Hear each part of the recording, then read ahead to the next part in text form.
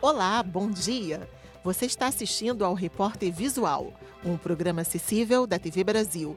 E as novidades sobre o nosso programa você também pode acompanhar pelo facebook.com/visual TV Brasil.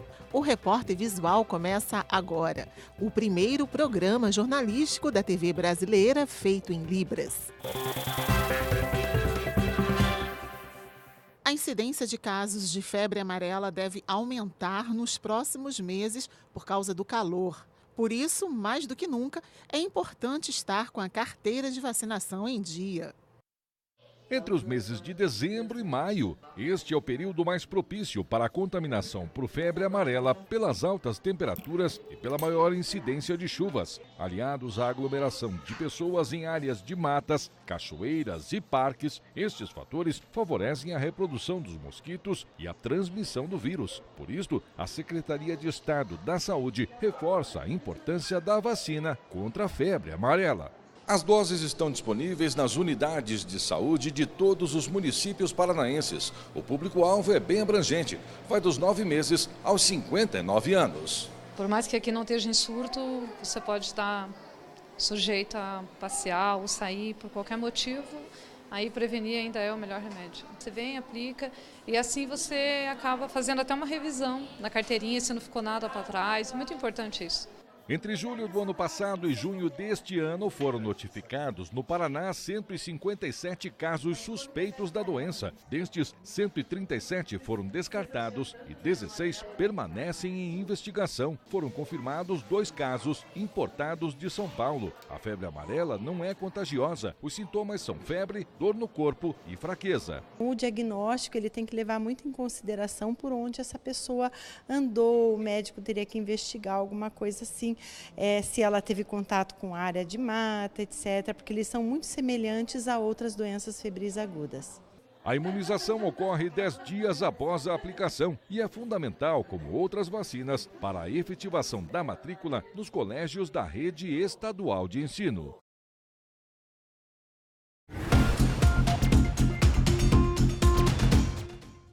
Acontece na Polônia, até a semana que vem, a COP24, Conferência das Nações Unidas sobre o Clima. O objetivo do encontro é garantir a sobrevivência do Acordo de Paris e fazer uma lista de regras para frear o aquecimento global. A conferência começou com protestos em diversas cidades da Europa. Grupos ambientalistas pedem que, dessa vez, os líderes mundiais se preocupem com resultados reais contra o aquecimento global. Especialistas alertam que o planeta está em uma encruzilhada e que é preciso agir com urgência e cortar drasticamente as emissões de gases poluentes para atingir a meta do acordo firmado em 2015. Paris viveu um fim de semana de protestos violentos que terminaram com mais de 100 feridos e 400 detidos. A capital francesa amanheceu na segunda-feira com carros queimados em um cenário que mostra como foi o fim de semana. A imprensa francesa já diz que o país enfrenta uma guerrilha urbana. O estopim foi o aumento nos impostos que incidem sobre o combustível. Durante a semana, o governo francês voltou atrás e decidiu suspender mais um imposto, uma taxa ambiental que começaria a valer em janeiro. O ex-presidente George Bush, que morreu na última sexta-feira, foi velado no Capitólio. O caixão chegou ao prédio do Congresso em Washington com honras militares. Amigos e familiares, como o filho, o também ex-presidente George W. Bush, acompanharam. Donald Trump e a primeira-dama Melania chegaram horas mais tarde para prestar homenagem. Antes de chegar a Washington, o momento do velório viralizou na internet. O labrador Sully dormiu em frente ao caixão do dono.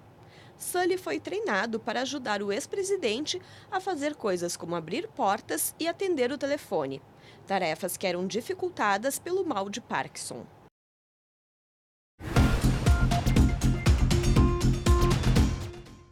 Olá!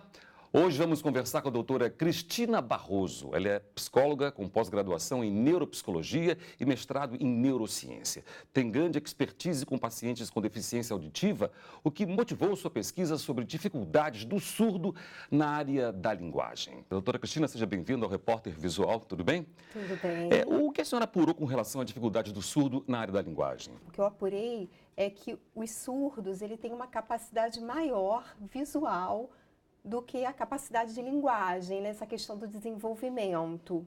Então, foi constatado na sua pesquisa, então, um aumento da capacidade do surdo na área visual. Exato. Né? A senhora chegou a essa conclusão como? Cheguei à conclusão aplicando alguns testes, foram aplicados vários testes em surdos e ouvintes, e depois comparamos essa diferença nessas capacidades. Aplicamos testes na área da linguagem e na área visual. E isso para o tratamento do surdo é uma coisa importante, que você começa a pegar uma outra vertente de tratamento. Exatamente, porque quando a gente vai tratar, a gente acaba fazendo uma estimulação maior em relação à linguagem, porque tem uma dificuldade maior no nível de compreensão. O implante coclear pode ser considerado um grande avanço na área da surdez adquirida, não é isso? Certo. Mas ainda restam problemas a serem resolvidos, não é isso? Mesmo depois do implante? Sim, porque às vezes o implante não fica bem adaptado, né? O surdo não consegue se adaptar ao implante e às vezes a questão do volume do implante, ele tem que se adaptar no primeiro momento também. A questão de escutar, né? Dependendo da idade que também é feito esse implante coclear, tem várias questões. Mas hoje estão sendo desenvolvidas várias outras pesquisas que está, de alguma forma, melhorando o implante coclear com a neurociência. Pois é, isso que eu ia lhe perguntar. O que a reabilitação neuropsicológica pode ajudar nessa questão do implante coclear? Ela pode ajudar no implante coclear, ela não ajuda basicamente no implante coclear. Ela vai ajudar na questão da linguagem e na questão visual, porque a gente trabalha com atividades e tarefas voltado para a estimulação, tanto da linguagem quanto a estimulação visual, que são os processos cognitivos. E quais são as habilidades que os professores podem adquirir no trato, não é verdade, com os alunos em sala de aula e que façam a diferença na vida dessas pessoas?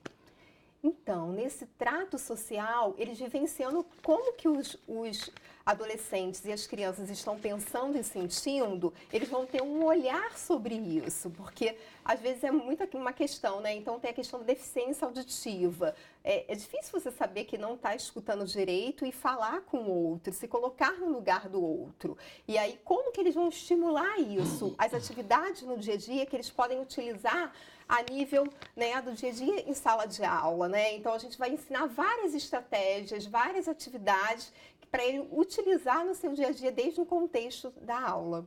Doutora, a indisciplina, né, e o excesso de informações, de compromisso que as crianças têm hoje em dia, né, pode ser um problema real na vida dessas crianças, não é isso?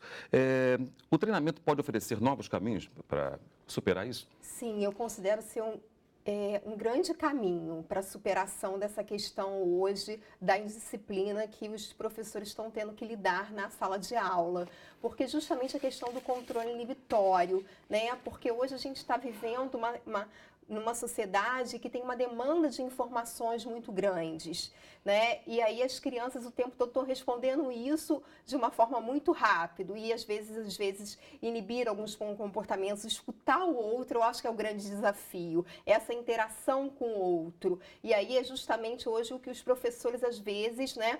Justamente também por a gente ter uma questão de um contexto educacional, né? Ainda que ele ainda precisa se atualizar de alguma forma, e aí a gente acaba tendo essa dificuldade, né, em ter estratégias no dia a dia para lidar com isso. Doutora Cristina Barroso, muito obrigado pela sua entrevista aqui no Repórter Visual. Uma boa sorte lá. Muito obrigada. Muito obrigado, muito obrigado. Cozinhar com temperos frescos não é exclusividade de quem mora em casa. Mesmo em apartamentos pequenos, pode ter sim uma bela horta. Veja como na reportagem de Thaís Magalhães e Francisco Barroso. No apartamento da Bianca, ela utiliza a varanda de 5x2 de comprimento para cultivar plantas decorativas e aromáticas. Aqui, ela tem arruda, artemísia e alecrim. Tudo fresquinho e sem agrotóxicos. A paixão pelas plantas começou cedo e há 5 anos ela cultiva uma relação de carinho e amizade com a hortinha. Aí eu converso com elas, eu chego assim, bom dia! Aí vocês dormiram bem, tá todo mundo bem aqui, por aqui, aí vou, olho pra cada uma. Se tem alguma mochinha eu fico, a Artemisa tava triste, como eu falei esses dias, botei ela dentro de casa, lá do sofá e ficava, você vai ficar bem, bota mais água, vai ficar tudo bem. Para ter uma horta na varanda do apartamento, basta criatividade. Pequenos vasos otimizam o pouco espaço e ajudam até a compor a decoração do ambiente.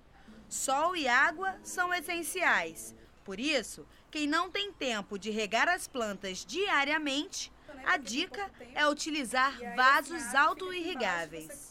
Para quem realmente não tem tempo ou sai correndo e esquece, os vasos auto-irrigáveis são ótimos. Tem várias cores, tem alguns que vêm com frase, tem alguns que já vêm com o próprio nome do que você vai cultivar, então tem um novo ramo no mercado bem interessante desse tipo de vaso.